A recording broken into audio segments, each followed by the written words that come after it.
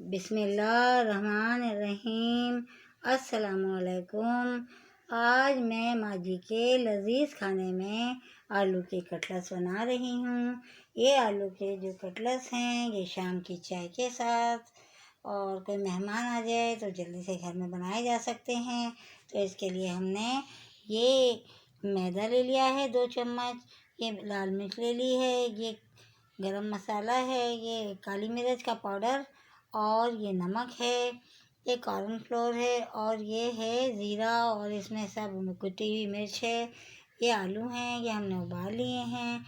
اب ہم اس کے کٹلس بنائیں گے۔ یہ ہم نے ان سب چیزوں کا بنایا ہے۔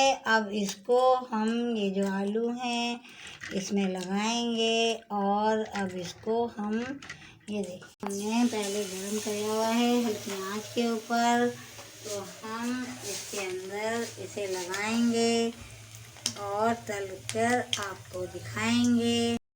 ہمارے آلو کے کٹلس جو ہیں یہ تیار ہو چکے ہیں، اور یہ دیکھیں کتنے اچھے لگ رہے ہیں، ذائقے میں بھی بہت اچھے ہیں۔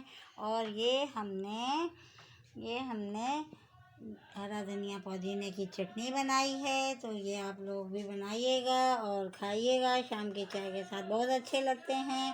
اور رمضانوں کے اندر اسے بنائیں، زیادہ وقت بھی نہیں لیتے ہیں اور آئل بھی اتنا نہیں لگتا ہے اس میں، تو آپ لوگ بھی بنائیے گا اور ٹرائی کریں۔